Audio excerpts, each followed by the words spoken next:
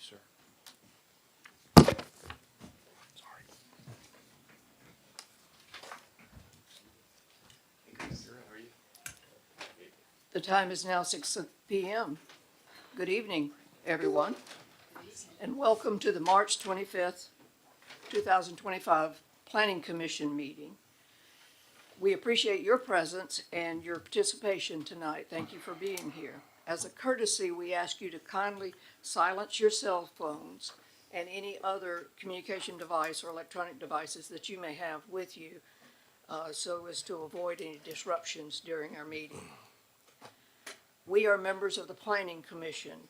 We are appointed by the members of the Board of Commissioners to advise them on the rules and ordinances of the county. So with the guidance and the information provided to us by staff, our role is to ensure that development and land use within our community aligns with the established guidelines and contribute positively to the growth and well-being of Spalding County. We carefully review every application that comes before us and all of the proposals, and we consider their impact on the environment, the economy, and the overall quality of life for our residents. Your input and engagements are vital to the process, and we thank you for being here to share your perspectives. At this time, I would like to invite Commissioner Doug Harwick to lead us in prayer. Let's pray. Our most gracious Heavenly Father, we do thank you for this, a beautiful day that you've allowed of us. So many times, Father, we don't recognize the blessings you send our way. But Father, I pray that you'll help each one of us that we do see how we are blessed. Father, we thank you for each member that's here tonight. I pray that the meeting will be orderly, and as what decisions are made, that we will make the right decision in each case. So, Father, be with each one of us. In the name of Christ, I pray. Amen. Amen. Now, Mr. Ballard will lead us in the Pledge of Allegiance. I pledge allegiance to the flag of the United States of America and to the republic for which it stands, one nation, under God, indivisible, with liberty and justice for all. Thank you. You may be seated. We will now open on the agenda, the old business section. The first application, please. Madam Chair, the first application under the old business is 25-07Z, Newton Crouch Jr. et al., Brian Remington, owners, 7 Crouch Road, Griffin, Georgia, 30224, located in land lot 244 of the 2nd Land District, parcel number 221-01035, consisting of 2.36 acres. The applicant is requesting to rezone from AR1 Agricultural Residential and PDD Planned Development District to solely PDD for commercial uses, restaurant, gas station, and miscellaneous retail. Is there anyone here to discuss this item from the community? Hold on, let me look.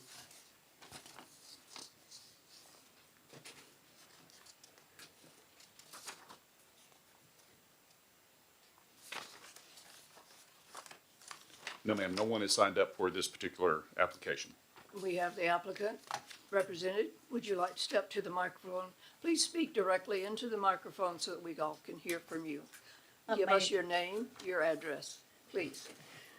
My name is Kavita Purohit, and I'm from 1 Glen Lake Parkway in Atlanta, Georgia, 30358.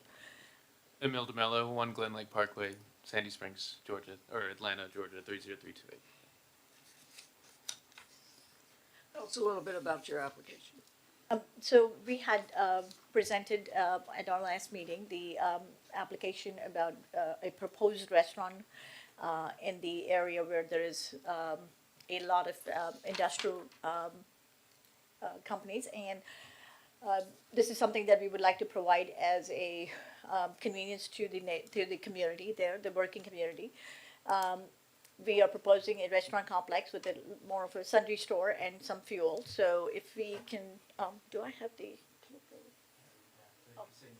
So, okay, if you can, yeah, this is the location, which is, it's 2.3 acres, and it's located at the intersection of Rehoboth Road and Crouch Road. And what we're applying for is a rezoning to PDD. The current zoning on the lot is partial PDD and agricultural, so it's kind of a dual zoned.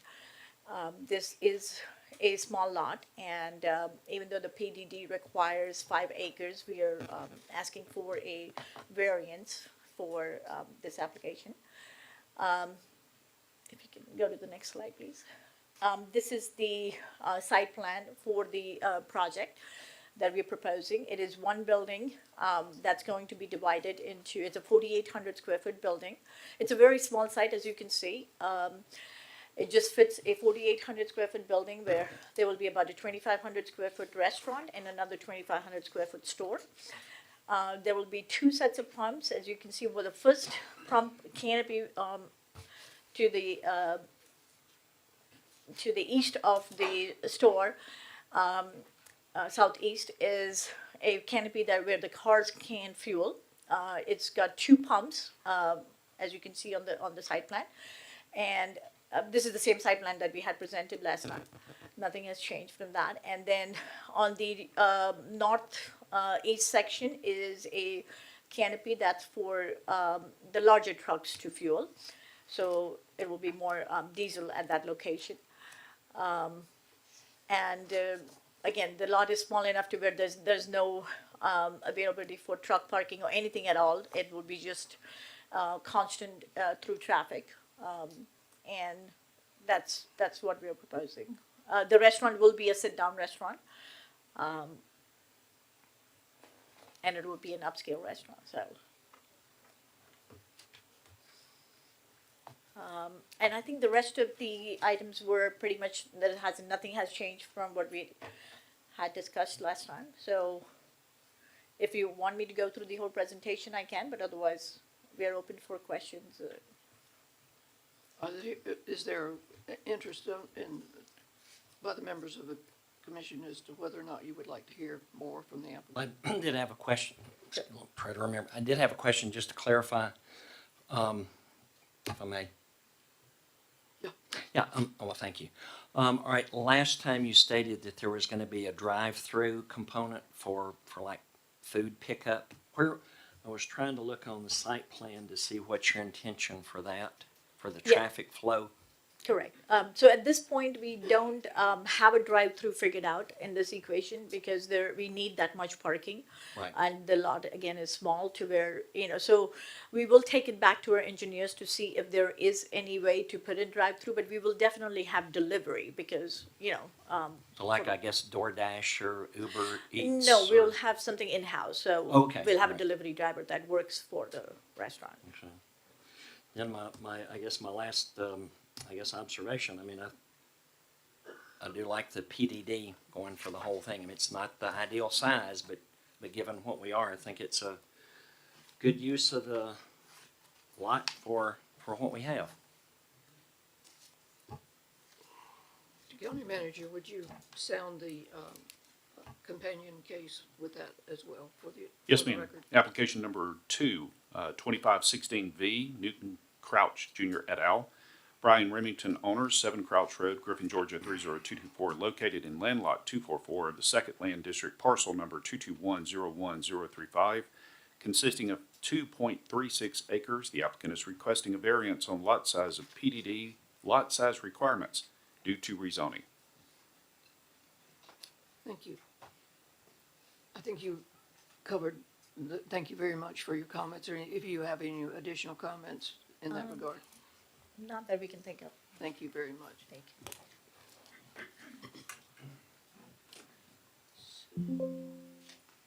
We are going to vote on these separately. That's correct. Yes, sir. You would need to vote on those separately. Correct. So is there, And one other question, in the site plan for the current zoning, the Arthur K. Bolton district, is that, I'm horrible with road names. Is there a way we could get the site plan back up? I wish I had a pointer. But, so at the bottom, well, excuse me, the previous slide, I think, Chris. Yes, that one. So does Arthur K. Bolton District go all the way down to that industry, the big rooftop? I'm just trying to figure out. Yes, so Okay, yeah, it sorry. ends there, so this particular property, this 2.2, is just outside of the overlay district of Arthur K. Bolton. Just outside, but I think it's close enough to fit the needs of AKB. Okay, sorry, just wanted to make sure. Thank you. Do I have a motion from the members? Got a question. One more question? I spoke today with the executive director of the Development Authority, just to make sure that they were all right with this rezoning. And the only thing that troubled them was the fact that this is right at the entrance to their major industrial development. What sort of buffers are you planning on having there? So if we look at the site plan, Chris, are you, yeah, please. I think we have like a 75-foot buffer on either side, but there is a retention pond in the front that goes, so actually the building is going to be quite inside, you know, because of the detention pond that goes around it. And what would that buffer be? You want to give me that?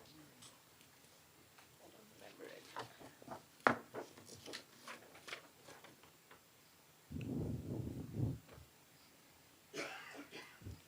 I think it will be like 100 feet for sure.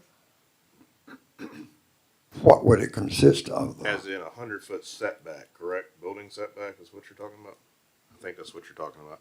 Yeah, the building will be 75 plus 25 plus another 40, so it actually will be more like 150 is how far the building will be. Yeah, no, I'm not talking about the setback. I'm talking about a visual buffer. Oh, the visual buffer. Planted buffer. Right. So there will be landscaping all the way around. So that 75 feet is going to have landscaping around.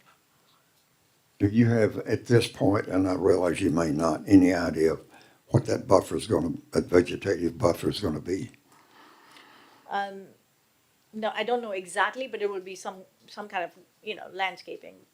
It will have to be beautified. But if there is a reason why we need to put a wall of some sort, then we could, or a fence or something. But I don't think that was the original plan of putting a fence in.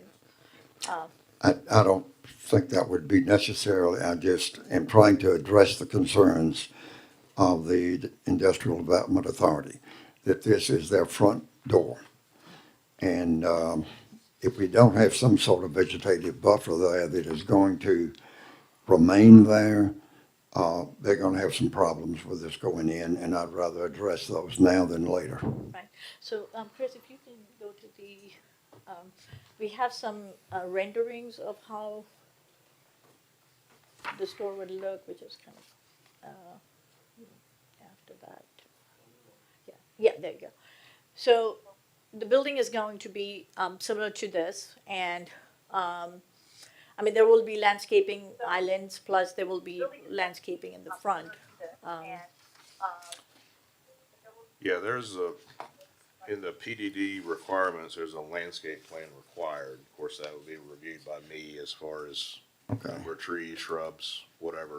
Okay, good. They can make it look nice with a, We need to do that, and out of respect for the Industrial Development Authority. Thank you very much. We could also put that in as a stipulation too.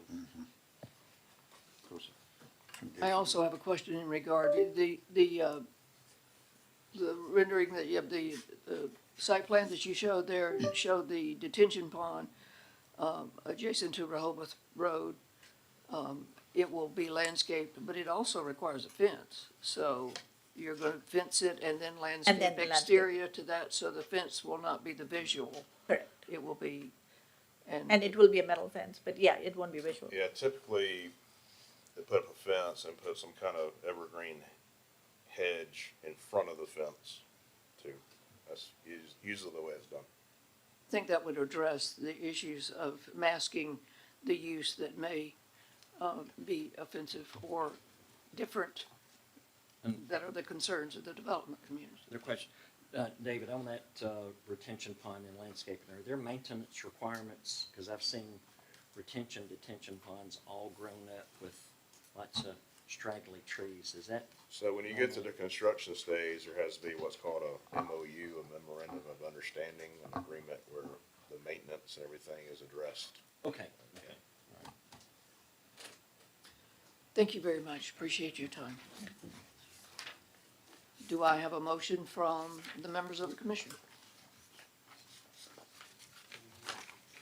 David, give us his Oh, recommendation. I'm sorry. Skipped you over. Sorry, David. All right, so just for the record, this board saw this last month. At the time, that proposed rezoning was for C1B, which was not allowed per it being not on an arterial road. However, they did make a pretty compelling case as far as rezoning it to PDD. And obviously, the area is an employment area, is meant for offices and light industrial. Obviously, this is not. This is more commercial, service-oriented. However, with the size of the piece and the fact that it cannot really be absorbed into the next piece due to a strip separating it from the larger piece, and it's not really viable as a light industrial use. It's too small.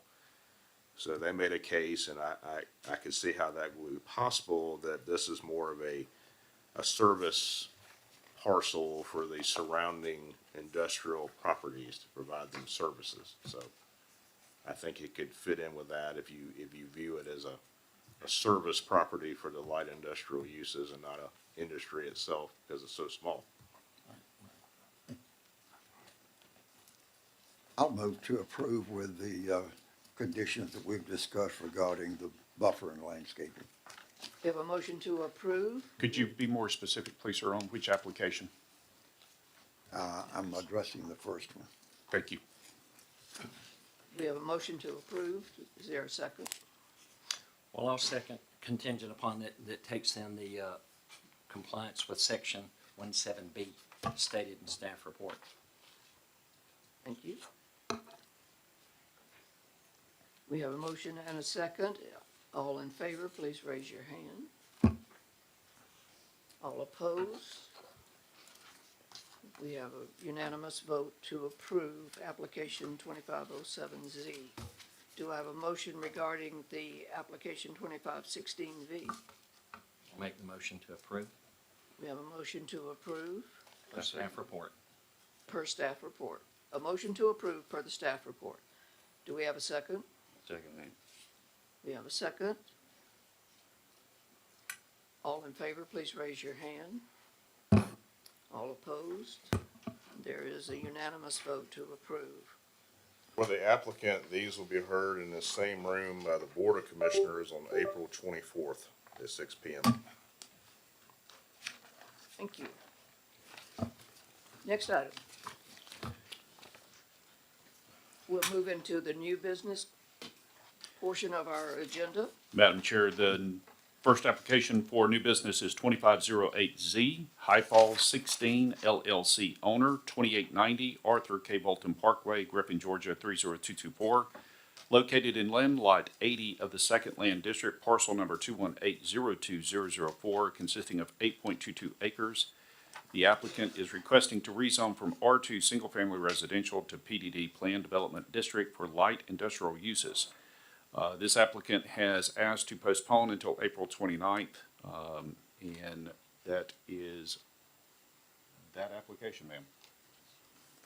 April 29th or the 27th? Sorry, it's April 22nd, is that correct? No, it's always the last Tuesday, which will be the 29th. Okay, please forgive me, it will be April 29th. Yes. Sorry. What action then should the board take, is to accept the It's just- application's request and move? We had a request from the applicant late last week, so I had to pivot quickly. So no action is required. You will hear this at the end of April. All right, since these were on the agenda, we will go ahead and just read those that are being postponed. Would that be okay? Sure. Thank you. Application number 2509Z, High Falls Road 16 LLC. 2912 Arthur K. Bolton Boulevard, Griffin, Georgia 30224, located in land lot 81 of the Second Land District, parcel number 218020001A, consisting of 9.91 acres. The applicant is requesting to rezone from R2 Single Family Residential to AR1 Agricultural Residential to PDD, Planned Development District, for light industrial uses. Again, the applicant is requesting to postpone until April 29th. Application number 2510Z, High Falls 16 LLC, owner 2932 Arthur K. Bolton Boulevard, Griffin, Georgia, located in land lot 81 of the Second Land District, parcel number 218020001B, consisting of 14.55 acres. The applicant is requesting to rezone from R2 Single Family and AR1 Agricultural Residential to PDD Planned Development District for light industrial uses. The applicant is requesting to postpone until April 29th. Application number 2511Z, Beautiful Land LLC, owner 2825 Arthur K. Bolton Parkway, Griffin, Georgia 30224, located in land lot 80 of the Third Land District, parcel number 218020005D, consisting of 19.65 acres. The applicant is requesting to rezone from C1 Highway Commercial to PDD Planned Development District for light industrial office uses and a gas station, postponed until April 29th. Application 2512Z, Trang Fong, owner 0 Tomachichi Road, Griffin, Georgia 30224, located in land lot 80 of the Third Land District, parcel number 218020006E, consisting of 5.05 acres. The applicant is requesting to rezone from AR1 Agricultural Residential to PDD Planned Development District for light industrial office uses and a gas station. The applicant is requested to postpone until April 29th. Application 2513Z, Alan R. Mobley, owner, 0 High Falls Road, Griffin, Georgia 30224, located in land lot 209 of the Second Land District, parcel number 121010008, consisting of 86.81 acres. The applicant is requesting to rezone from AR1 Agricultural Residential and R2 Single Family Residential to C1C Manufacturing Light for a data center. The applicant is requesting to postpone until April 29th. Number 7, application 2514Z, Alan R. Mobley, owner 115 Alicia Drive, Griffin, Georgia 30224, located in land lot 208 of the Second Land District, parcel number 120020016, consisting of 46.1 acres. The applicant is requesting to rezone from AR1 Agricultural Residential and R2 Single Family Residential to C1C Manufacturing Light for a data center. The applicant is requested to postpone until April 29th. Number 8, application 2503S, Alan R. Mobley, owner, 0 High Falls Road, Griffin, Georgia 30224, located in land lot 209 of the Second Land District, parcel number 121010008, consisting of 86.81 acres. The applicant is requesting a special exception for a data center in conjunction with application 25130. The applicant is requested to postpone until April 29th. Number 9, application 2504S, Alan R. Mobley, owner, 115 Alicia Drive, Griffin, Georgia 30224, located in land lot 208 of the Second Land District, parcel number 120020016, consisting of 46.1 acres. The application is requesting a special exception for a data center in conjunction with application 2514Z. The applicant is requested to postpone until April 29th. Number 10, application 2515Z, Timothy Long, owner, 738 Mangum Road, Griffin, Georgia 30224, located in land lot 51 of the Third Land District, parcel number 218020089A, consisting of 1.48 acres.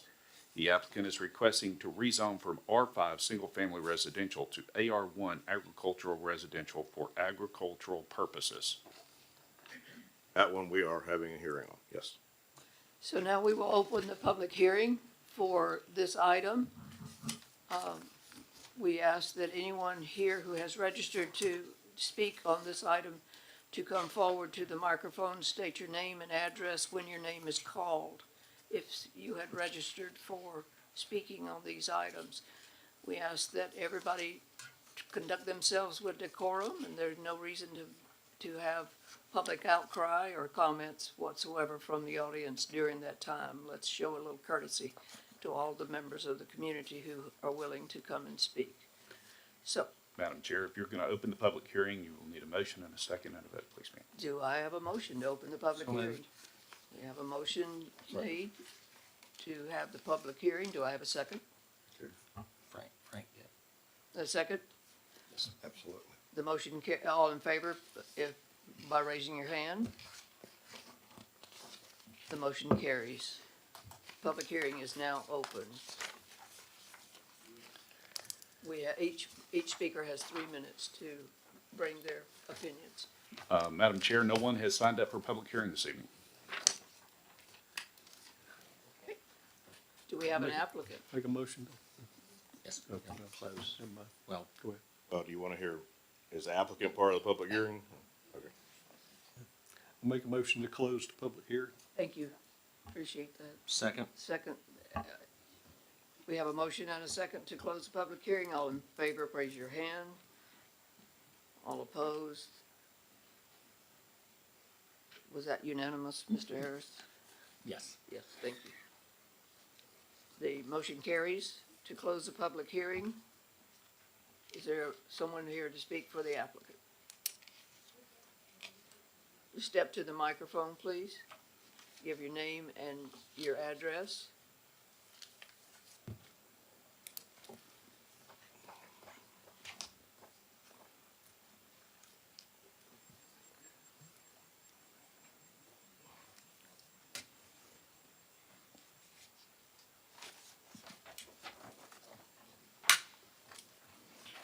My name is Ann Long.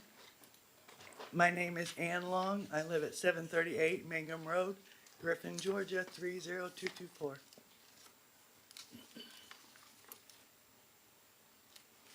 Well, tell us a little bit about what you propose here. I'm proposing to have a few animals, livestock at my home. I have a couple not cows, pigs, and a few goats and about 4 or 5 chickens. They're pets. I'm not making any money off of them. We eat the eggs from the chickens, that's it. And they are all in a pen. They cannot escape. I haven't had any problems with any of the neighbors complaining. Pretty much they're there because I have grandkids and they like them. Thank you. I'm sorry? Are there any questions from the members of the commission? I've got a question. I thought Tim Long was the applicant. He is. He has just gotten out there. He's sitting right back there. He's just gotten out of the hospital from having a few minor small strokes, so I don't know if he can come up here and stand. Okay. If he needs to, he can. All right, thank you. Any other comments from, Yeah, I have a question. You want to keep pigs too, right? They're potbelly pigs. They're not meat pigs.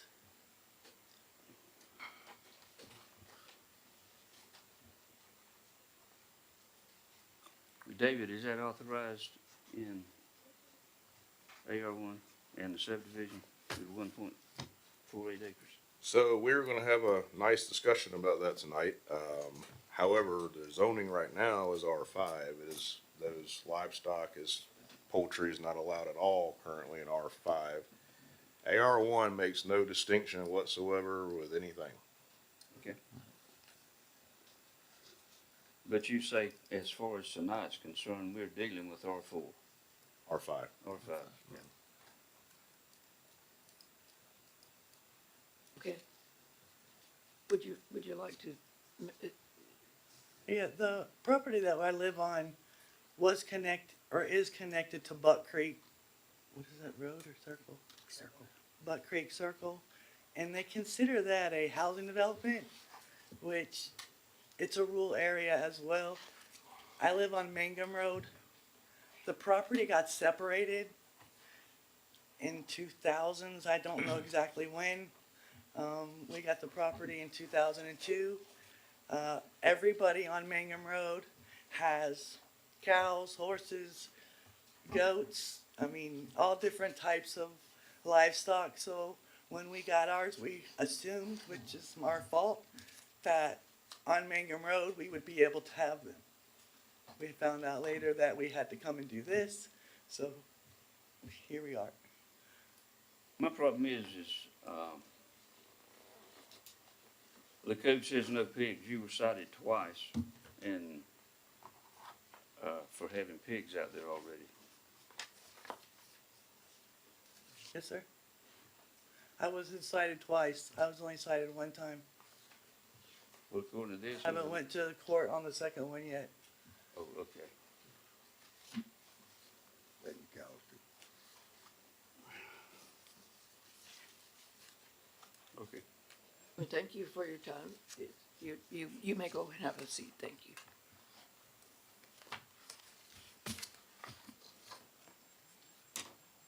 We have a staff report. Yes, ma'am. So as we heard, they're currently zoned R5. A couple of the lots on Mangum Road right beside them are also zoned R5. The lots behind them are all zoned R5, which is part of a Buck Creek Estates, which I'll get into in a second. So as you heard from the applicant, they have had some dealings with code enforcement. R5 does not allow, stated does not allow any kind of architecture, agriculture in there. At the end of each zoning district, there is a statement saying basically anything not listed in here is not allowed. So there's no wiggle room there for that. So R5 is pretty clear about not allowing agriculture, livestock, poultry. As I said, she has some dealings with code enforcement, got a couple of citations, one of them is still pending in court, I believe. She came to me asking, the husband and wife asking what would be the route to get out of this. And I said, well, as far as zoning is concerned, you would need to try to, and I can't make any guarantees it'll be approved, but try to rezone to AR1, which has one big word there, agriculture, which includes livestock and poultry and is unlimited. So that's basically the only one that allows those kind of animals. There are some R2, R1, which allow a certain amount of chickens and horses and nothing about pigs and goats. So anyway, R5 does not allow it at all. So here we are with the rezoning case. Comp plan wise, and as she said, there's a lot of people that have livestock along that road and other roads. The property, all the properties across the street are AR1. It's a rural community character area on your comp plan, which means agricultural and low density single family uses such as you find out there. However, in looking at this further and looking at the plats for the property, I printed those out and provided them to you in your staff report there. There's two plats. The older one at the bottom was from 1990 when Buck Creek Estates was made. And clearly this property, 738 Mangum, is on the corner there of Mangum and Buck Creek Circle. It is lot 19 in that subdivision.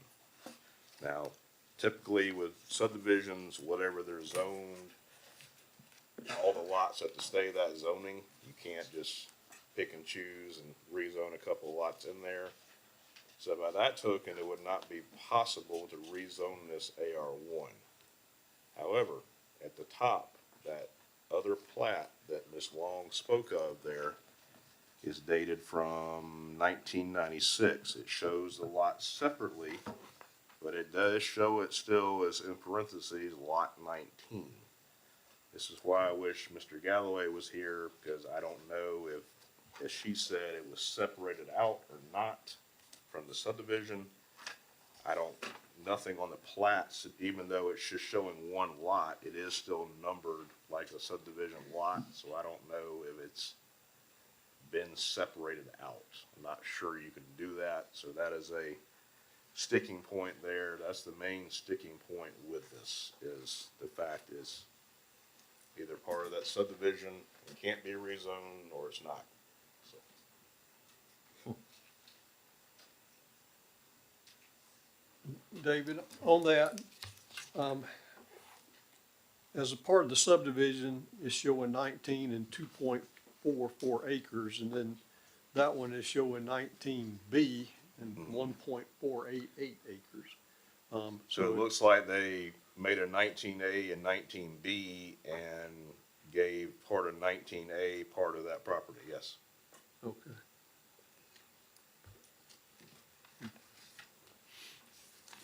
And David, minimum for what, AR one is what, 5 acres?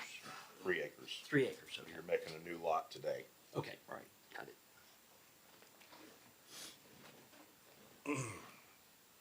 Any other questions or discussion by members of the commission? Well, lots of thinking on this one. You got comment from any neighbors or anything like that? Yeah, no one registered for speaking tonight. I don't know if, David, have you been contacted by any of the neighbors? I've heard nothing from anybody besides the applicant.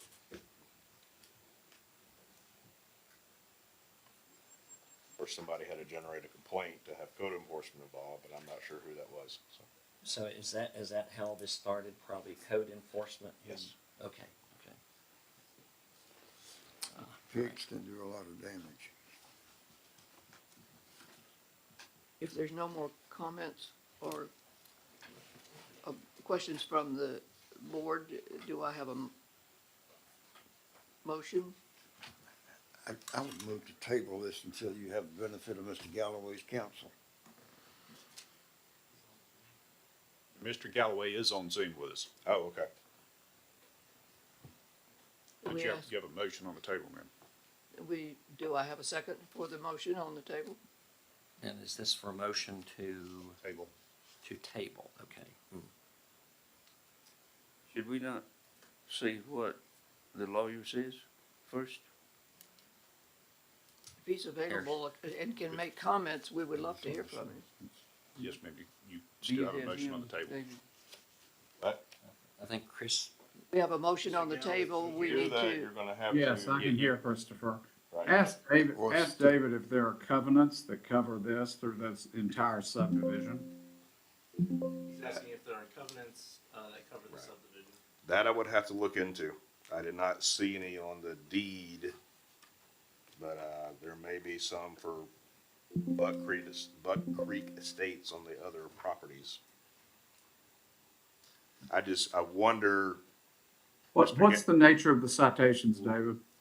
citations was for having, livestock and poultry on a lot or a zoning district where it's not allowed. Okay, and one of them has been concluded in magistrate court? Believe so. Okay, and what was the result of that? What was the result of the first court case, ma'am? She was, had to pay a fine. Okay, and the second one is pending? Yes. Okay. And David, I did not hear your recommendation in full. Could you repeat that, please, sir? So based on the fact that of the uncertainty with the subdivision situation, it was denial, not knowing, if it is in the subdivision still, you cannot rezone one parcel different from the rest of the subdivision. So if it's going that way, then it would have to be denial, because you can't rezone in that circumstance. However, the speaker was just alluding to the fact that property was separated from it possibly around 2002. I don't know if that to be the case or if you can even do that. So that's the legal question at hand. David, the beekeeper application that was before BOC on Hamel, on the old Alma Hamel tract, that was not in a subdivision, correct? No, sir. Okay. So the question is whether or not the subdivision classification creates some prohibition to having it rezoned, and which would dominate, correct? Yes. Okay. And is the size of the tract 19 acres, or is that the lot number? That's the lot number. It's only about 1.48, somewhere around those lines. Okay, so what is her total acreage? 1.4, 244, right?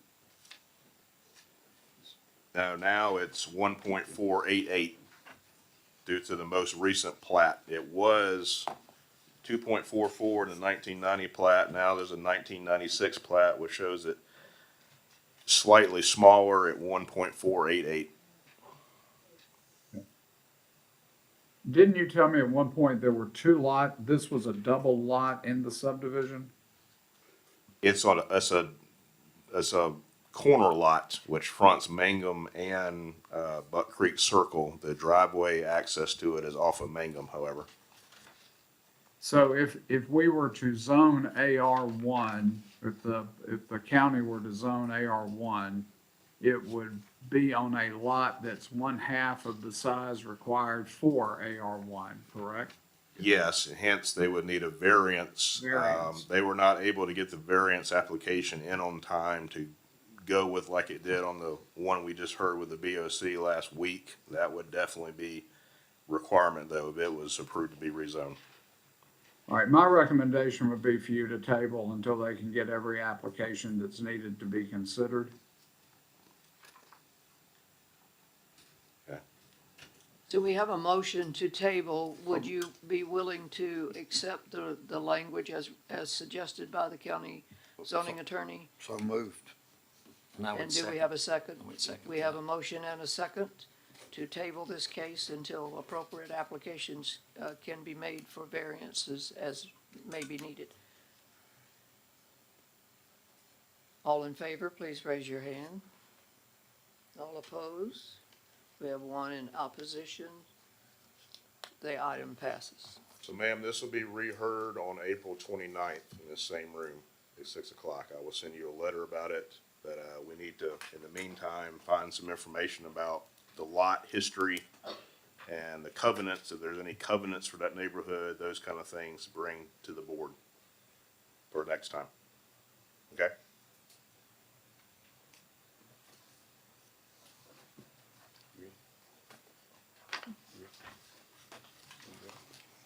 Yes. Then we have the next item on the agenda. Madam Chair, the next item on the agenda, number 11, proposed text amendment to Appendix 4 zoning ordinance of Spalding County, Article 14A, C1C, manufacturing light, Section 1403B8, and Article 17 PDD Plan Development District, Section 1703A6, pertaining to revisions to data center standards and processes. We have a report from the staff regarding these Yes, resolution ma'am. to amend. And this is also a public hearing, but I'll, just real quick, a couple months ago, we did approve our first standards ever for data centers. They were finalized and approved by the Board of Commissioners. For special exceptions only in C1C and PDD zonings is a possibility. Since then, we realized that there needs to be some standards and procedures also for decommissioning these, and we have one approved, and just like a solar farm, if it should go defunct or whatever, that we're not left with a property that's, looks bad and has environmental issues. So we've, been provided a decommissioning standard and process from another jurisdiction, and we have incorporated that into the, conditions for, requirements and conditions for these cases, should they come up as a special exception in C1C or PDD.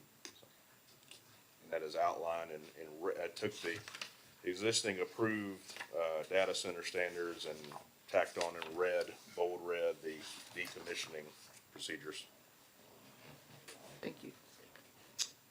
Do we have anyone that has registered to speak in regards? We do, yes, ma'am. If you'll open public hearing, I'll be more than happy to call them. Do I have a motion to open? I make a motion to open public hearing. Do I have a second? Second. We have a second.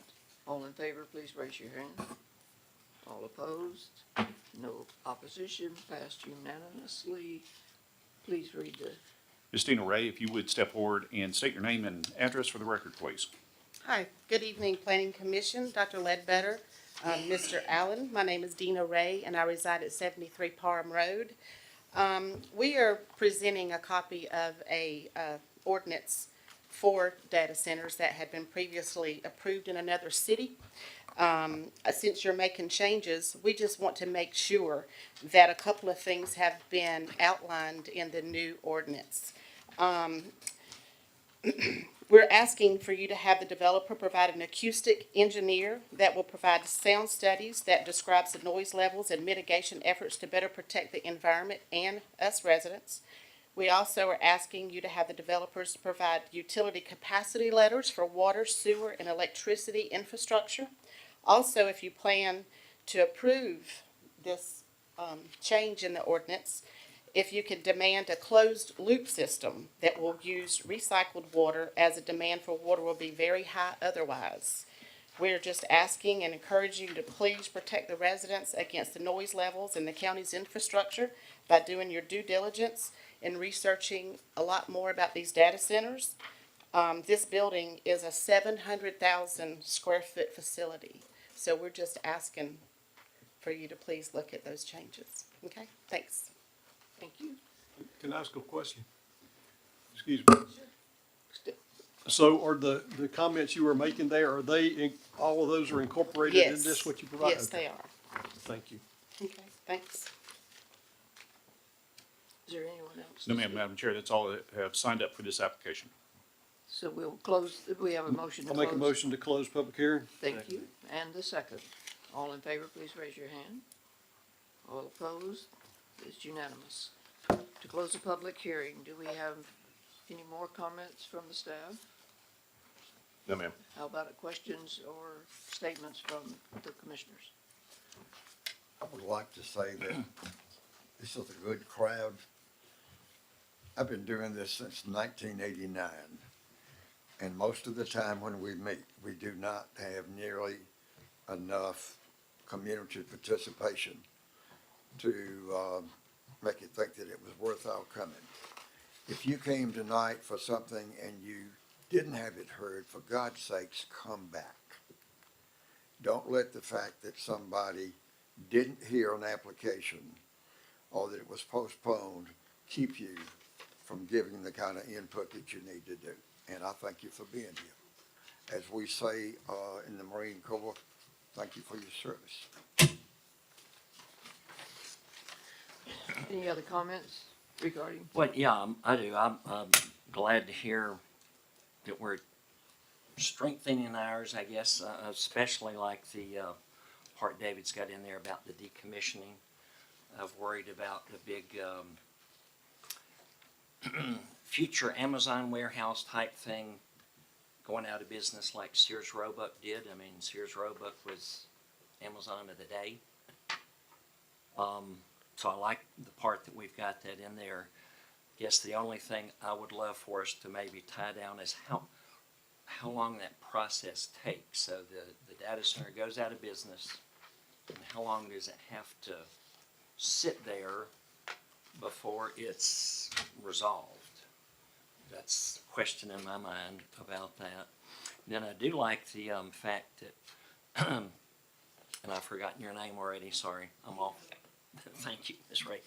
Presenting these because based on my background, I had done some phone calling, and with the guy that I've known for years, it does represent hyperscale data centers, and those are big. This one that was on the agenda that was withdrawn was 2.4 million square feet, I think, in total, and that's pretty huge. I do like the fact that we had a letter because we had to require it from the Water and Sewer Authority. I think I do like, well, I really do like the idea of getting I'll call it a commitment letter from the power provider. I think that ought to be number one. And once again, based on my background, I'd be willing to try to get us a further information about that. But basically, it would be saying that, like with water or sewer, here's our demand, here's what we can provide, and when it would be guaranteed. There are numerous data centers of different qualities going on around the state. Y'all probably read newspaper like me, try to track that. So I like what we've got here. I would like to get some language in there about adding that power commitment letter regardless of utility, because if they don't have the power to begin with, it's a dead issue. And then I guess the only other thing is I would like to kind of work through that time requirement for getting it decommissioned. Mr. Allen, if you don't mind, I would like to address just that one comment with respect to the decommissioning time. One of the things that I do appreciate what David has put into the document is a bond for decommissioning. And I can assure you that the contractors do not like when you call their bond, because that impacts their financing. So any time restrictions or any time constraints that are afforded almost go away with that bonding. When does that get enacted? At the conclusion of their business license, as soon as they go out, then we would have a discussion about the cleanup and decommissioning, and if we did not feel that it was prudent timing, then we would have a discussion about calling a bond. And once again, I'm just asking, try to clarify. I'm not trying to argue. I think it's a good thing. But how is that cost identified pretty, how's the cost? Because, 20 years from now, who knows? I mean, Right. Is the bond, I don't know anything about that. I would just call your attention back to the ordinance with respect to the cost of the bond and what the calculations were. It's not a set amount now, it's based on, they have to provide an estimate, cost of removal of all equipment and materials, disposal of hazardous materials, site remediation, site restoration, so. So they provide that to you, and then Yes. the bond's Yes. established based off of that? Right, That's so it's correct. not a set amount now, which would be, Right. as you said, Yeah, way out of woefully scope. inadequate 20 years from now, yes. Right. Okay.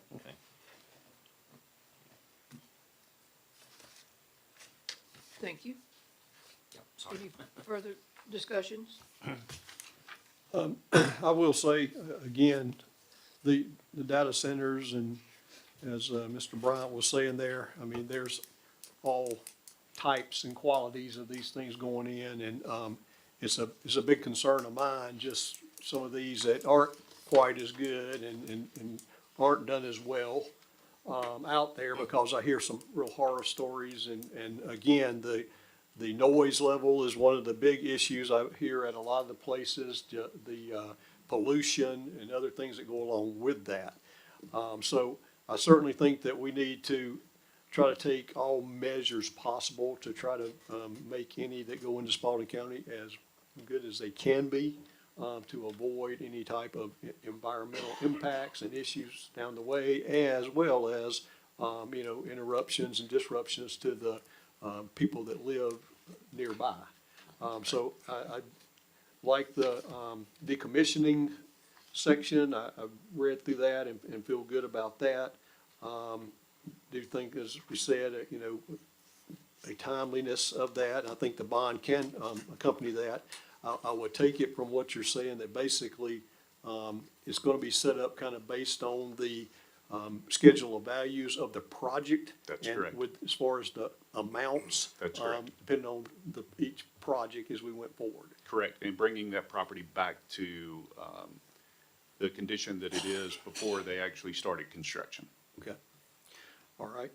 Well, that sounds good. But again, I guess at this time, David, I know we're mainly talking about the decommissioning section. As far as these other items with additional information with sounds and loops and stuff like that, is that I out don't of have the- a out of problem this? putting it in there if you want me to do that for the, and I can take it verbatim from this. There's some definitely valid points. I could have that, not from necessarily for y'all to come back and see again, but for the commissioners when they hear it, if that's okay.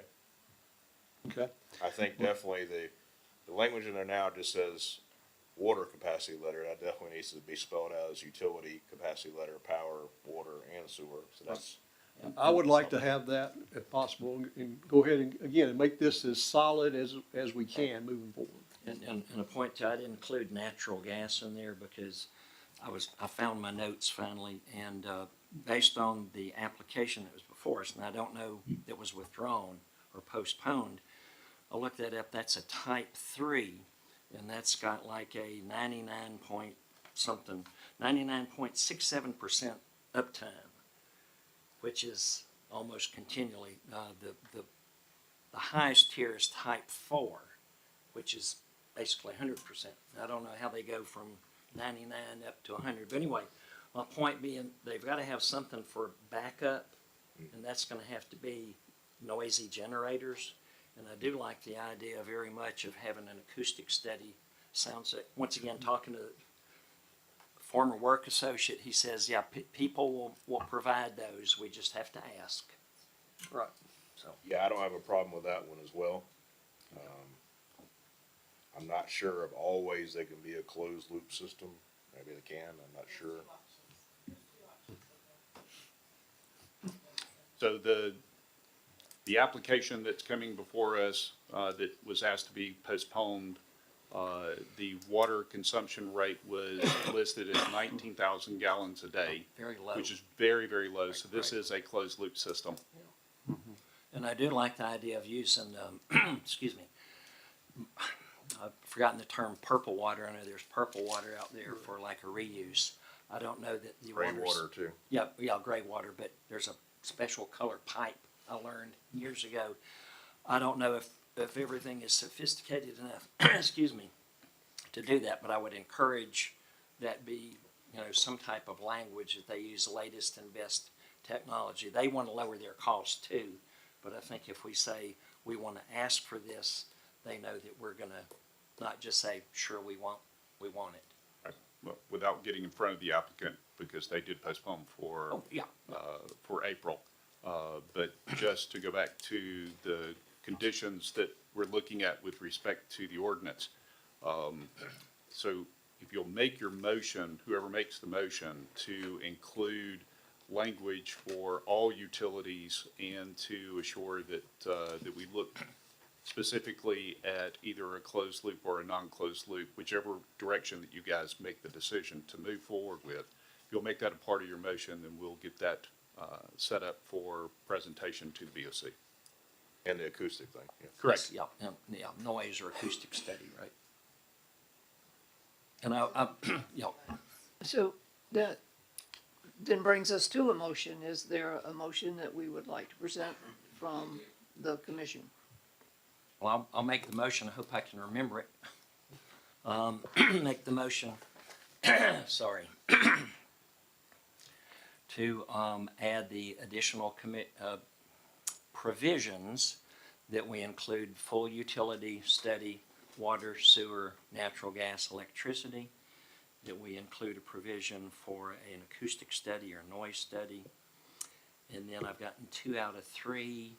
Closed loop. Closed loop. Closed loop, I guess, cooling system for the applicants. That's Well, what he meant by that's the study. utility letters from all 4 possibilities that we know today. Madam Chair, you have a motion?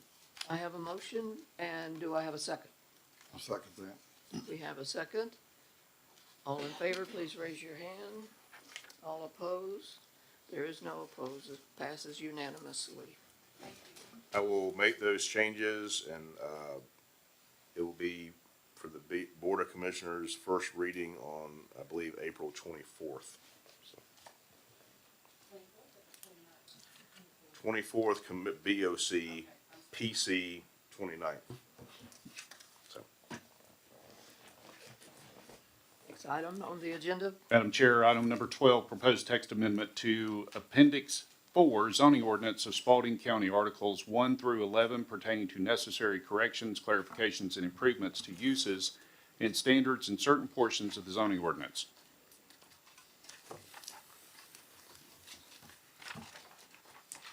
So the staff report would be, there are things that needed to be fixed, and you've been working on doing that. Give Well, you any yeah, more? yeah, a little history. The Board of Commissioners would like a revamp of many parts of the code, including architectural standards. There's some other stuff as well. So yes, while we were revamping it, we went through and looked for errors, redundancies, things of that nature. We've also addressed some problems that we encounter almost weekly with the code, with certain uses and things of that nature that need to be improved and clarified. Also, then we will be getting into some totally new standards. We'll be upgrading our overlays, certain overlays like the airport overlay and Arthur K. Bolton. And then we'll have some outright new architectural standards as well. They are wanting this done pretty quickly. We're doing it as quick as we can. Tonight before you is just there's, for the benefit of the public, there's about 20 some odd articles in the zoning code which deal from everything from procedures to residential zoning to commercial zoning to industrial zoning. This before you tonight addresses the Articles 1 through 11. Again, this is the starting point for this, but it also addresses procedures, and then it goes through the residential zonings, including AR1, which I've already had some discussions with some people tonight about.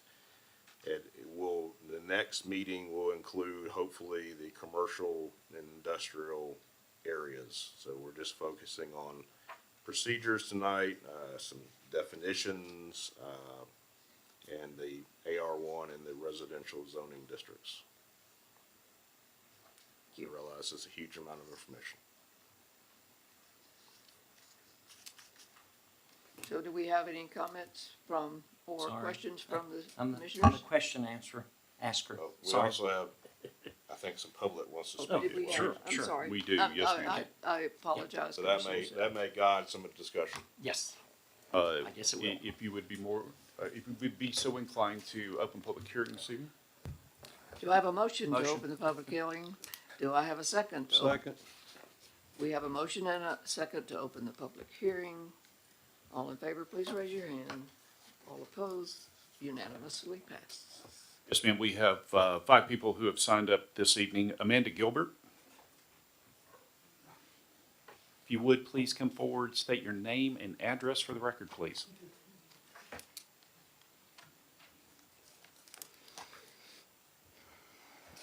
Amanda Gilbert, 1121 Amelia Road. I came today and put in an application to rezone to agricultural, and I heard about the changes, so I was looking online at the changes that are in there, and I feel that the restrictions on the land, as far as what animals, how many can be on there, are very restrictive. I want to give one example. There's a farm in Griffin, New Sunrise Farms. They support agritourism. They're on 3.33 acres. They've never had a complaint. They have 55 chickens, which has 6 roosters, 9 goats, 11 rabbits.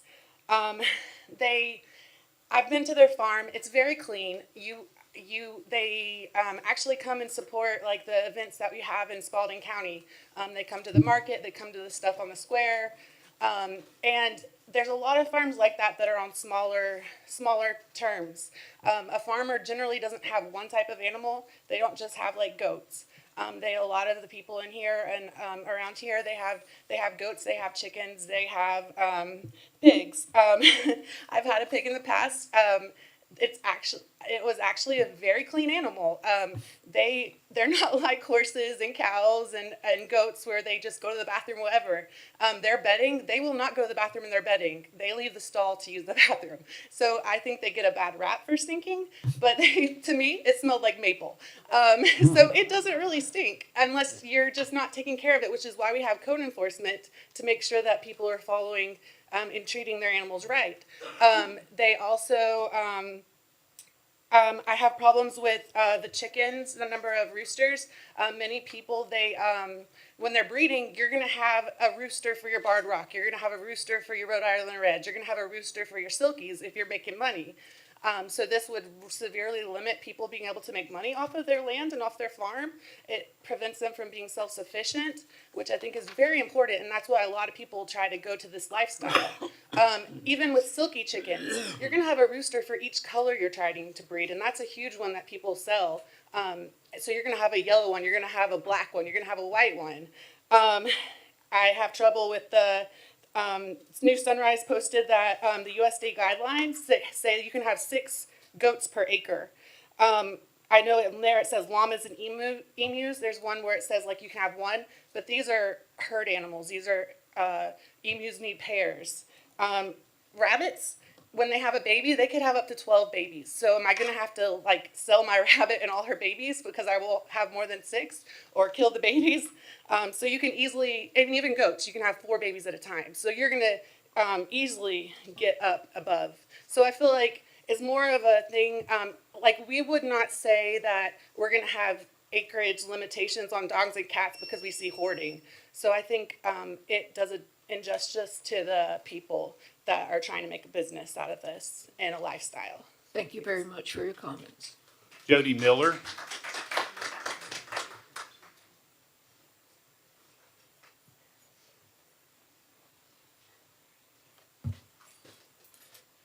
Good evening. My name is Jody Miller, 1816 North Walker's Mill Road. I live on 9 3/4 acres. Sorry, I'm passionate. We moved out to the country to have a farm. We're 75% organic. We don't go to the store for pork.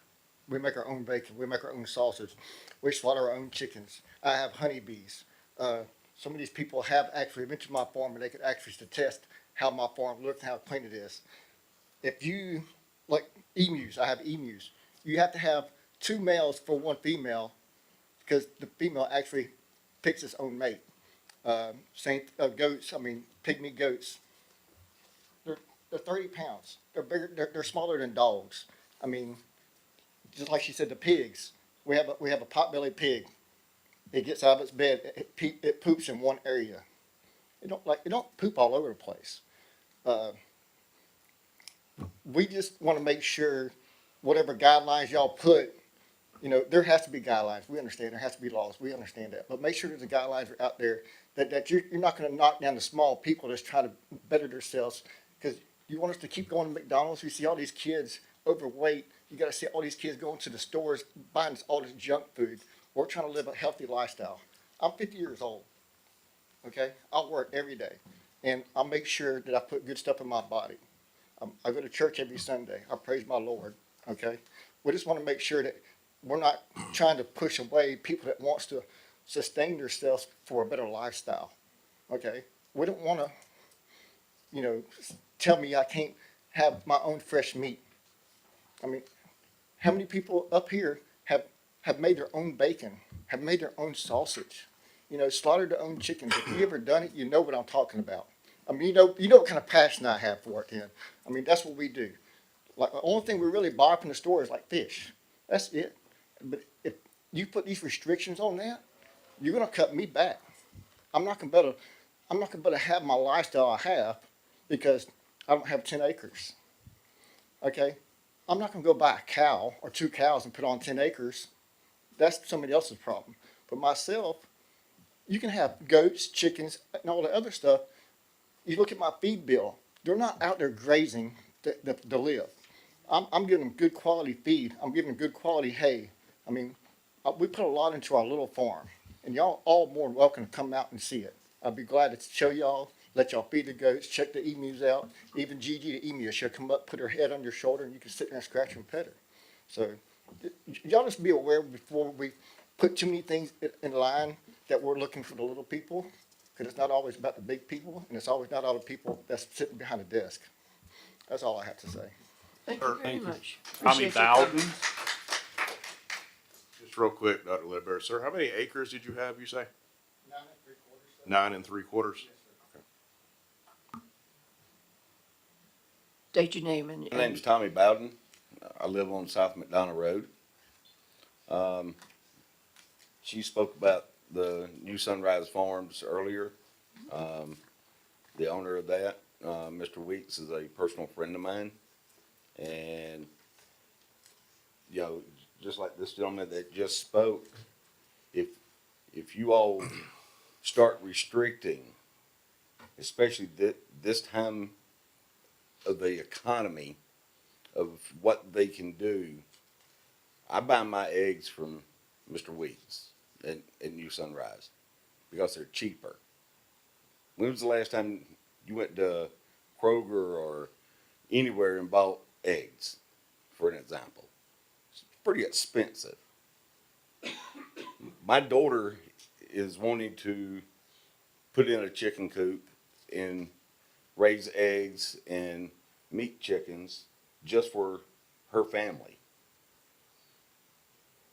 Because in today's economy, you can't afford to go buy eggs. And it's, if a lot of this stuff gets passed, you're tying everybody's hands in a hardship area that we're already facing with the economy. And it's not fair. It's not right. A lot of these people, when I lived on High Falls Road, I had horses, I had chickens. I even had a calf, you know, and it was nice. But, you know, to go out to the barn, be able to get my eggs, you know, my neighbor down the street had cows. We was able to go buy fresh milk from them because it was cheaper.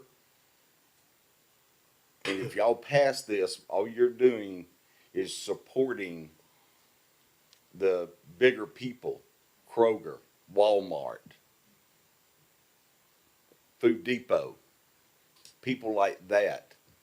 And you're killing the individual farmers and families that are trying to just make a living off of their own land. The land they bought, they pay taxes for every year, and the taxes are outrageous. Give them a break. That that's the big thing. Give the little person a break. Don't be killing them. Don't be crushing them. Not in this economy. You know, if you're going to do that, we might as well go back to 1933 Germany at that point, because the government took over. Well, thank you very much for your comments. Ken Parker.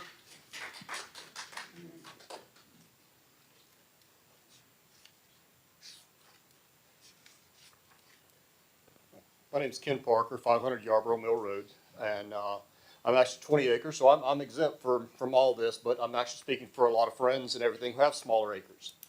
I've got somebody who has 4 horses. Are they going to be grandfathered in? Yes. All right, that's great, you know. But then I've got another, and those horses are taken care of. They're barrel horses, very well fed and taken care of. I got somebody else moves in, wants to be barrel racing, and they bring 4 horses in. They can take care of them, but now according to this, they can't do that, you know. We start looking at some of these things, and as they've spoken about, I look at this right here and go, fine, you know what, y'all want to do this? Fine, I'm going to get 1 horse, I'm going to get 1 cow, I'm going to get 2 goats. Because based upon what I'm reading, that's exactly what it says. It says, if I have this, I can have 1 of this. If it has this, I can have 1 of those. So I can have, the way it's written, I can have all of those animals, 1 of, 2 of, whatever. But as they said, many of these animals are herd animals. So when you put that 1 restriction down there, that's not healthy for the animal. I don't know where this is being pushed from. I don't know if this is outsiders that are coming in, moving to the country and going, we want our clean city life. They're moving from the country to the country, but they don't like what the country represents. I don't know if that's where that's coming from or if it's coming from the code enforcement. But you are restricting my use of my property, my friends' properties, and everything else like that. A couple of things that are in here. 6-foot chicken coop. I'm sorry, I'm 6 foot barefooted. I put my boots on, I'm banging my head on the roof line. And that's no roof line at all. I gotta have something for it to run off. So you're gonna tell me I can't put a pitch on my roof on my chicken coop based on that. And I'm sorry, even if I've got layers, I'm gonna slaughter them when they stop laying eggs. They're going into the crock pot. But you're telling me I can't, cook them. You can't slaughter them. But I can slaughter my goat, I can slaughter my cow. But I can't slaughter chickens? I can tell you of a farm that, during the, tornado in, 2013, 23, how they got their, farm, funds, emergency farm funds, was they raised meat birds, double-breasted meat birds. You know, they was all organic feeds and on grass. And they moved them twice a day in their pasture. They rotated them through behind their horses. Because they had horses, that didn't qualify them for being a farm. But because they did meat birds, they qualified for funding to fix all their fences and do their cleanup. If they hadn't had the meat birds, they wouldn't have been qualified for that. So, you know, there's a lot of people that do that, meat birds. So taking that out, you know, they're going to slaughter them, you know. So, you know, just those couple little things that this is very poorly written as far as, you know, acres wise. You're talking about acres, you're not even talking about pasture size, you know. So it doesn't even make sense the number of acres that you have in here. So this ordinance is very poorly written. Thank y'all. Haley Robinson.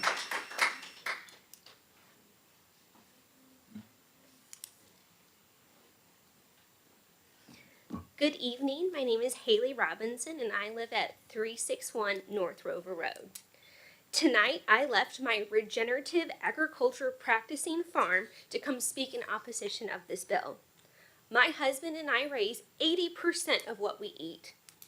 This proposed text amendment would restrict people's ability on small acreages to produce their own food. And I ask, how is this beneficial to our area and who does this help? I'll be the first to admit that so many people do not practice a healthy way of raising animals, but so many do. Regenerative husbandry is a huge and active movement right now. Why would we treat small ruminants and other livestock with more restrictions than cattle when cattle consume so much more forage per animal unit? At a time when this county has increased our property taxes every year for the last several years, you are proposing a limit on our community's ability to raise and sell extra animals in order to offset the rising cost of living in this county. I hope you reconsider this. Thank you. Ma'am, how many acres do you have on yours? We would be exempt from this. We are on 40 acres. 40? I am very passionate about being able to raise animals and livestock on small acreage farms. Okay. It can be done very, very safely. Madam Chair, that's all who have signed up this evening. So do I have a motion to close the public hearing? So moved. Second. Motion and a second to close the public hearing. All in favor, raise your hand. All opposed, it's unanimous. Commissioner, staff, would you have any comments? Sure. You know, agriculture is just one of many things in here, but we will address that. Several points of clarification. Anybody that has anything now, if this even got approved, is grandfathered in, as the gentleman said before. Where this comes from is we get a lot of calls, and they're usually talking about small properties. And believe it or not, AR1, we think of AR1, and most of the county is AR1. It has the word on there, just agriculture as a permitted use. There's no limits on it, and to a large extent, there shouldn't be. However, we have a lot of AR1, very old lots in the county that are 1 to 2 acres, if even that. Some are in subdivisions, believe it or not, and we have calls about a lot of these where it's AR1 or R1 zone, and it's like acre and a half, and they're wanting to put like 10 horses on it or 6 cows or whatever. So this is a response to the very small properties, and it's particularly ones that are in subdivisions. It can be done well in a small property with certain kinds of animals, and so be it. But we've had some concerns with this, with the smaller properties and the larger animals. I think there should be some restrictions on that when we get the calls about new people coming in wanting to put such and such on a very small lot. I do think that's a problem and an excess that needs to be resolved. This is a starting point framework. It's not intended to be approved verbatim like it is. I do think there should be some, particularly on certain animals, livestock, some restrictions as to the amount of acreage. Maybe it's anything. AR1 now is a 3-acre lot. I realize there's ones that are a lot smaller than that, but for newcomers coming in, then maybe it should be 0 to 3, and then after that, anything above like double the size of 3 acres, 6 to whatever, unlimited for certain animals, fine.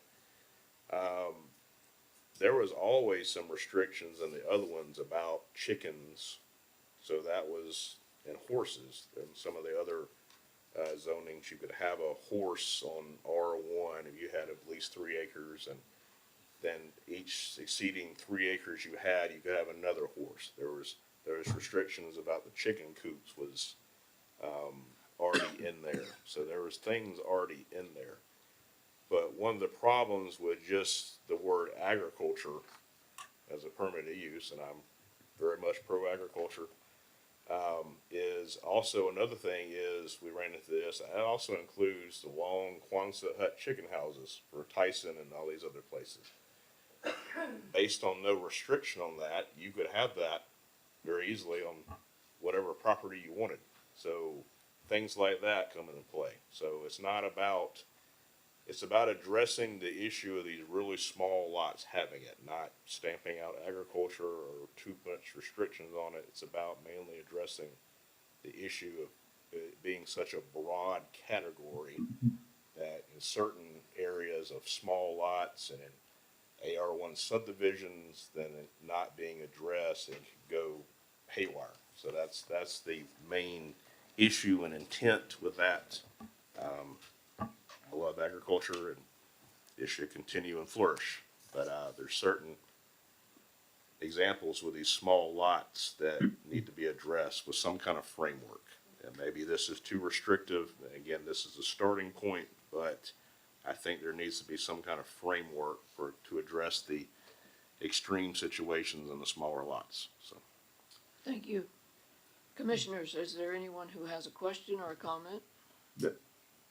I can start Madam it Chair, out. can I ask some questions with David? Because David and I have not had a chance to talk on some of this stuff. okay. Looking at generally what's been done, give me just a second and get to it, David. You talking about All right. specific zoning There appear district? to or just- be, in the draft, I want to talk about the definitions first, because that is part of the corrections and clarifications that are on the agenda for tonight, correct? Yes, that was late breaking, but yes, it is. Okay. And the definitions and some of these revisions have modifications that are in different. Oh, you froze. We lost You you. did some revisions, and I know Paul Tricky at Gerard did some revisions, correct? Yes. All right. It looks like most of the definitions, we have taken any individual zoning district that has a unique definition and moved it to the definition section. Correct. That appears to be what was done. Yes. All right. And then the most changes that I have seen deal with agriculture, and the delineations regarding the lots, is that your recommendation, or does that come from Paul? Which definition are you talking about? The agricultural change, not the definitions, the agricultural uses and lot size limitations that you just addressed. So that's not in the definition section. The ones in blue. No, it's in AR1. I'm sorry, it's in Yeah. AR1. Okay, I thought you were still in definitions. No, well, I sort of was. I'm not as concerned about the definitions because I figured out what he had done. Right. And what had been done. And of all the classes that we've had, in the various zoning districts, it looks like the greatest changes are in the agricultural, class, AR1.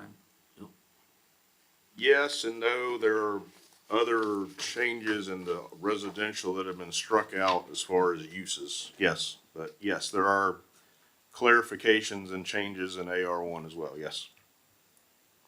Okay.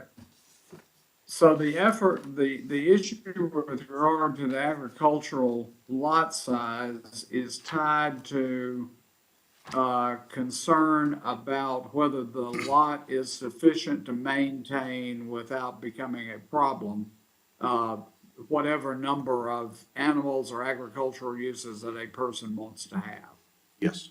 correct? Okay. All right. All right. And there I just again, wanted this is to- I dealing just with wanted to make cases certain. of excess, yes. Okay, I got you. One thing let's go back to definitions a second. We have to get this numbered, correctly. Now, I was on a call with MuniCode on this, yeah, several years ago. I think Kelly Littlefield was still here. And they said they don't like having the definitions numbered, but I don't know, having to identify zoning restrictions that are tied to definitions, that is problematic. And we have had to add to these definitions over a period of 30 years. And all of these need to be renumbered. Yes. And to make it clear. So, that needs to be, we need to have that done, um, uh, at some point before it gets up to BOC. I touched on that in the email this afternoon. I agree there should be numbers. We gotta get rid of all the A prime, prime, prime and all that. Right. And what we were confronted with was, as changes would come up, we were stuck with the existing numbering that had been done. Right. And we had to go forward using that. And that's the reason you have all the A primes and you have all of the subparts, because there wasn't anything else we could do in order to get the numbering. We have that same issue with how the zoning districts, particularly down when the part where we get to the overlays, have to be redone as well. So, all right. So, bottom line, I knew when I looked at the agricultural stuff, that's where it seems to me the largest substantive change is, so it can address your size concern. And I'm reminded of the first night when I was retained, and had to appear. Bain Proctor was chairman, and I give his name because I know Bruce and Frank will recall him. Bain Proctor was the county commission chairman, and the question was somebody who wanted to go to AR from a residential class to have horses. And the commission put a condition on it that said he was limited to 3 horses. And I asked them, and probably came close to losing my job the first night, was who were they gonna send out to count the horses? Right. It's true. So, issue when you're trying to deal with that, and, I don't know of any, good resolution to that. But it is there, particularly with folks who want to come and go to AR1 from a subdivision class. Right. So So those are all of my comments. My only interest in this, again, is to get rid of the extreme excesses which could exist. And like I said, the chicken house thing is a wonderful example. I'm not talking about chicken coops, but the long commercial grade chicken houses. You could have those anywhere based on how this code is written now. So there are certain excesses I'm interested in restricting, but I'm not interested in totally messing with agriculture. There's no point. I understand. So. Well, and we have a problem as new people move in who believe that that coming to the country means without any environmental issues. The reality is the AR1 zone without some restriction is both poses environmental issues and nuisance issues and runoff issues, particularly since commercial farms deal with herbicides. Commercial farms are not subject to getting a land disturbance permit to comply with soil erosion, and because farming can be a dirty job. And so I understand the complexity of dealing with that on a small tract, but I don't have a resolution to it. Sorry. Thank you. Now, commissioners, any questions or comments? Yeah, I'll jump This could in. be about, Go ahead, this could Frank. be about any of the districts. Frank. so. I'll jump in on this one because this body is not here to restrict people. It is to protect everybody else's private property. I grew up on a 400-acre farm, and we had all kind of animals on there, but I can promise you they stayed on that acreage. If we had had wild hogs that were running on my neighbor's property, they would have been welcome to shoot them. People don't realize how cute a baby pig can be, and then it's just like some kid. And then when they get to be a teenager, you know, all hell has broken loose.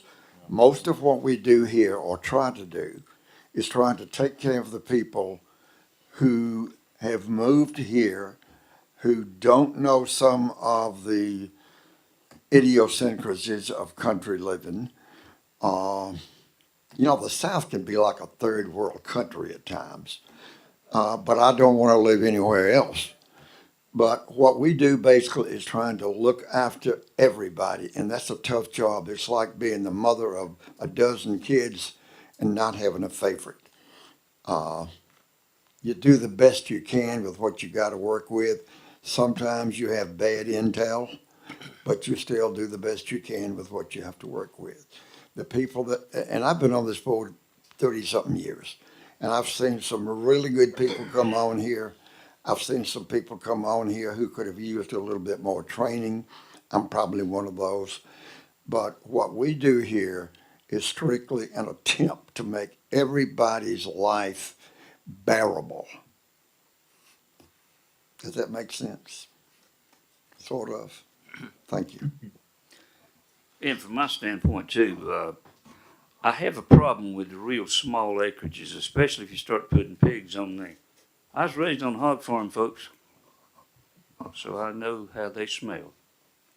And as Frank said, when you start going into these subdivisions with real small amounts of land, lot sizes, I personally think there should be some restriction on that just to protect the other people that are there. You know, at some point, my thing is a person's civil rights end when it affects someone else's civil rights. And so I don't, I'm all for the animals, but I think there has to be, if it's 3 acres in AR1, then that's what I think it should be. I don't, you have to have room for them, is my thing. Other comments? Well, yeah, thank you. Sorry. Is there some water? I'm not drinking the homemade hooch over there. Just trying to wet my whistle. Ooh, thank you. You always drink mine. Thank you. Thank you. Well, I had some objections, I guess, with the AR1. That's the only one I've really read. I'll say closer than the others.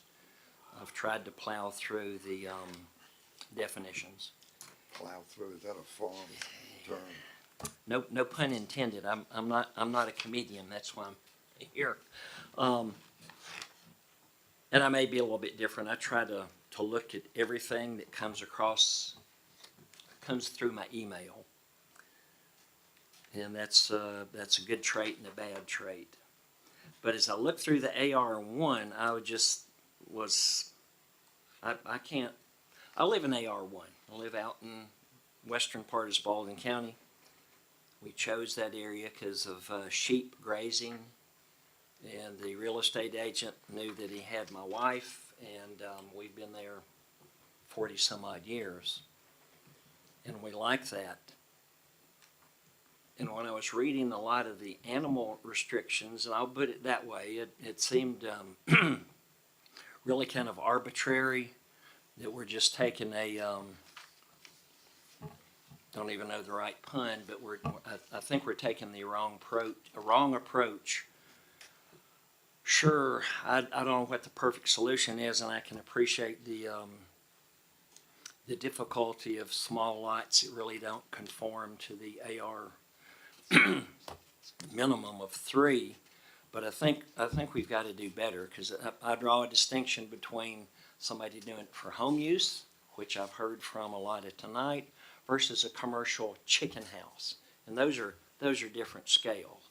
You know, if you get into, you're making money if you're selling it with a business license, and you've done that exclusively to bring in, I'll say, unknown customers.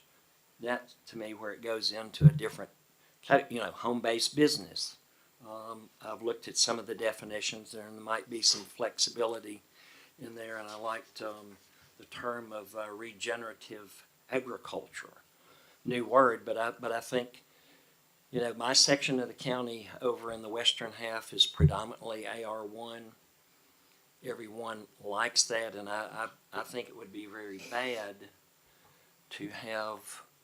My wife brought up a point. She says, well, gosh, if we were just doing the rabbit count, there's probably more wild rabbits running around through our area than there are domesticated. Okay? The point being, I don't think we need to have a certain number of animals per lot. I do appreciate the fact we've got to get this stuff done, and I'm intimidated by, 3 months? Well, so I feel your pain, but I'm hearing these people too. right, I agree with what you're saying, but as it says in the I just don't like it the way it is. Right, but our code has as you said, a scale problem. Right. It's just the word agriculture, period. Right. That's it. That needs to be fleshed out more. I agree. Because like I said, I had a guy call, it was about 3 weeks ago. He wanted really to put commercial grade chicken houses on 7 acres. And I don't want that. I promise you his neighbors don't want that. Right. That stinks to high heaven. Yep. I agree. But I agree there with was that. nothing in the code, and fortunately, I didn't hear from him again, but there was nothing in the code which allowed me to say, that is not a good idea. No, and I agree with that scale. Yes. It has to do more of the scale. Yes. And the size versus one size fits all. Right. And I don't know how we do it. To be honest with you, I don't. You guys that have been here for a while, me as the newbie, I'm looking at all this brand new. How would I react? Maybe like some of the folks out in the audience. And it's complex. It's a lot of stuff.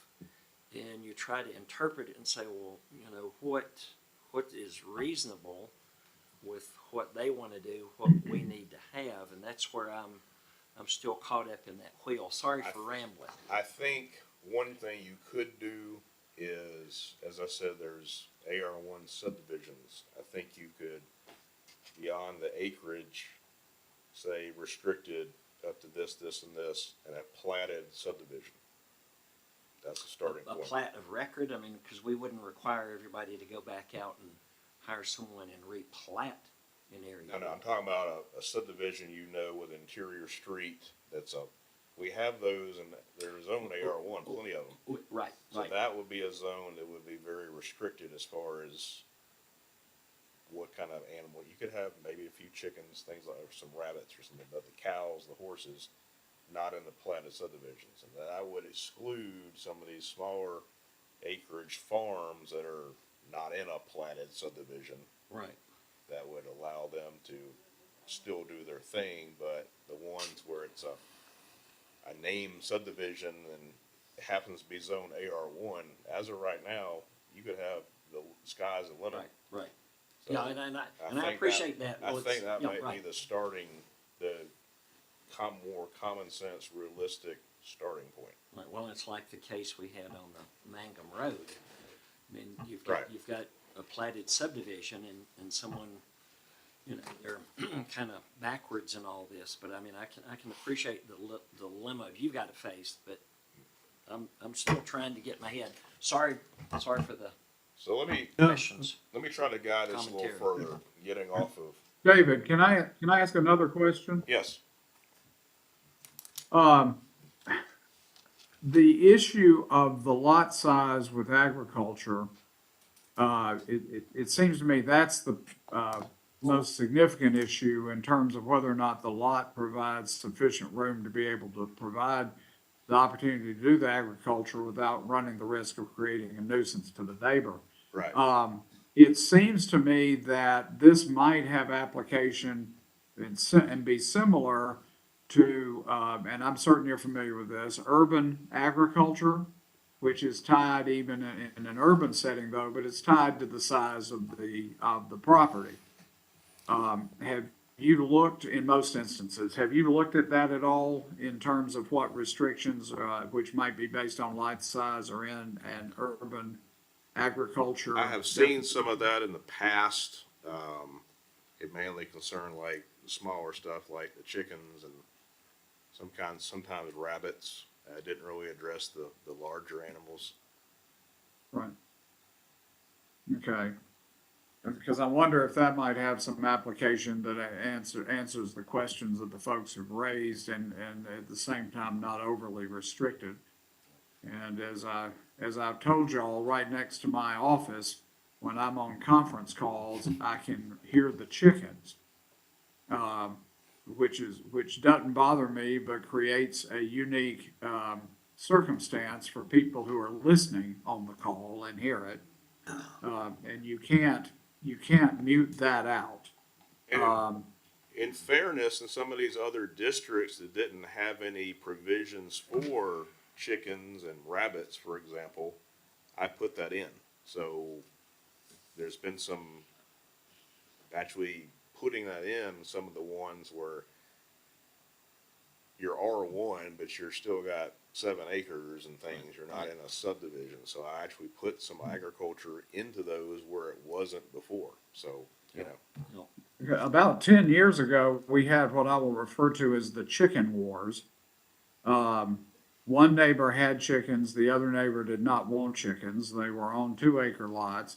The neighbor who didn't want the chickens turned, it was a subdivision, turned the neighbor that had the chickens into code enforcement.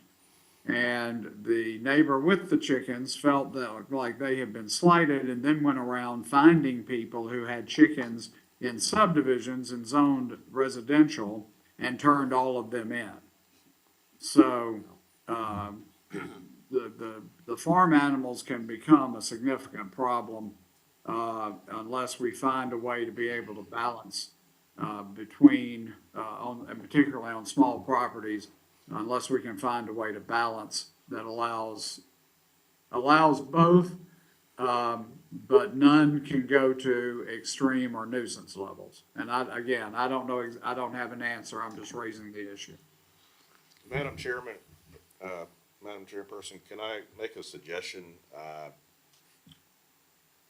Since AR1 still needs some work, and we lay that aside, and let me guide y'all a little bit here. The R1s, R2s, all this that are very much different than AR1. Discussing those for a minute. A lot of those are very much alike. They just have different house sizes. But the uses in those are pretty much the same, and the changes I made to those in terms of what's permitted, what needs a special exception, so on and so forth, is pretty much the same from R1, R2, R4, R5, all those. So I'd like to set our AR1 to the side. Obviously, that'll be coming back with revisions, especially concerning agriculture, but to focus more on the R1s, R2s, R5s for a moment, those look very much the same. So if y'all have any comments or concerns about uses in those, maybe we can kind of move this along and discuss some of those uses. So just a suggestion. What is the feeling for the members of the board? Well, I did have one comment about something that Let's was all let through. that- Yeah, but Bruce, yeah, please. I'm Mr. not trying Ballard to speak. monopolize. Thank Wait. you. No, well, that's okay, but no, I was saying, maybe, I was thinking I was behind, but maybe if there's only a few, haven't read through all of them, maybe I'm not as far behind as I thought. But, again, we talked about this at the last, meeting and talked about how we were getting going with this process. At that time, I had requested or asked if there was some way we could have a mechanism to be able to reply and see what others are replying and see what the others on the board think about these items. And that has not been forthcoming. Don't know if it's even possible. It may not be. But I have looked through a number of the Rs and the ARs and all the stuff, and I still see a number of problems and inconsistencies that I just picked out on a quick run through. And I certainly wouldn't feel obliged to vote on anything tonight or do anything specific with that from what I've seen. But again, I think we could improve on some consistencies. I certainly think we need to relook at this AR stuff. I mean, good gracious, I live in the city of Griffin. I can have 3 chickens. So I think some of that stuff needs to be considered and reviewed. I thought it was very restrictive when I first looked at that. I think there's certainly some guidelines and some things that can be put in place to take care of chicken houses and hog farms and those things fairly easily, with a little effort. And I'll be glad to. I've been going through, making comments, making notes, circling in things that were incorrect and all. I'll be glad to share that. But still was waiting to see if we were going to have some other mechanism to do it or how I need to provide that information. Oh, I was speaking on that. I kept waiting for emails and they were not coming. So that's the way I want to do this with the group email for now. We can certainly discuss it in the meeting as well, but I've never received any feedback with the emails, so. Well, may I make a suggestion? I know Microsoft Word has limitations, but there is a way you can set that up for people to comment back. Because I like Bruce's idea, like a SharePoint site. Just logistically, I guess I was thinking you get, 5 sets of comments back. Somehow you've got to aggregate those and then come up with some document. Would Microsoft Word be a possible, because you can go in and do strike-throughs and it will give you a label back as to who said what and why. And there's ability to put stuff in there.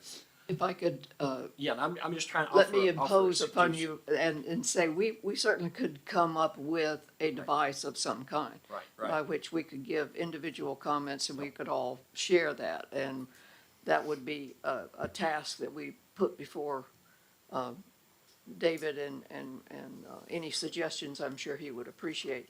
I believe that we need to move to a motion. If anyone is prepared to make a motion on this item at this point in time. Well, if that's the case, I'll make a motion that we table it for tonight. Second or third? The motion has been made and seconded to table the item for 1 month. Is that, would you entertain adding that to your motion? Yes, ma'am. Thank you. So we will table this item for 1 month and encourage members of the commission to communicate with the staff. Yes, please do, because you're gonna have, more new material next month as well. And we do appreciate the encouragement from the Board of Commissioners that that you move forward in getting all of these comments prepared and moved. So we will, I will suggest that we, as commissioners, we will make a commitment to do that. I have a motion and a second to table this item and encourage comments. Do I have a vote? All in favor, raise your hand. And opposed, the motion has passed unanimously.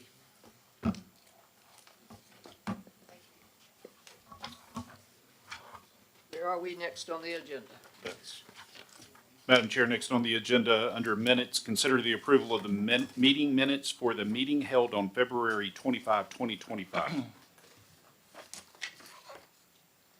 Are there any comments from the commissioners regarding the minutes from the last meeting? Make a move, we approve. We have a motion to approve the minutes from the February meeting. Do we have a second? I'll second. We have a second for the motion to approve. All in favor, raise your hand. All opposed, there is no opposition. It passes unanimously. Madam Chair, next on the agenda is board member comments. Is there any more comments that any of the commissioners would like to make at this time? It's your personal privilege. You can make announcements. You can bring us up to date on items that are of your interest. Well, I will say that, again, being on the commission for a number of years, I'm certainly glad to see that we're making a concerted effort to clean up some things and correct things, but kind of as we talked about with the data center stuff, I do think we need to do it diligently and make sure that we're doing what needs to be done as we move forward and not just do something hastily just to do something. And so I'm all for trying to put the effort in and try to get things done, but I just think we gotta work on it in a good manner that everybody can have their comments and provide the comments and ideas, and let's go from there. Appreciate that. I'd like to thank the congregation for the civility that they have exhibited tonight. When I first came on this board, we had just implemented a comprehensive zoning plan, and we had a couple of guys that came to every meeting with an empty holster and a magazine with clips. And this kept going on so long that finally one night I came in my briefcase and I had a 357 in there because I thought, if this gets bad, I'm not going down out of poor judgment. So the civility that y'all are exhibiting is comforting. We hope that if you think we're doing any kind of a job, you'll come back. Let us know. Thank you for that. Any more comments? Sorry. Well,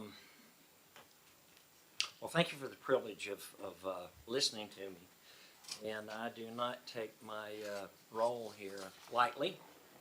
I've expressed opinion to a few of you. I don't believe in doing anything halfway. And the nature of me is I try to go from A to Z. And as I mentioned earlier, sometimes that's a detriment.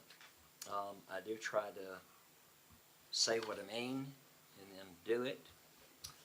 And I intend to continue. With that, back at the first meeting, I made a motion to table the proposed ordinance for RV campground, and I have that back within 90 days. And I've got a copy of my draft and comments. I'll be glad to give you all at the conclusion tonight of what I've done with it.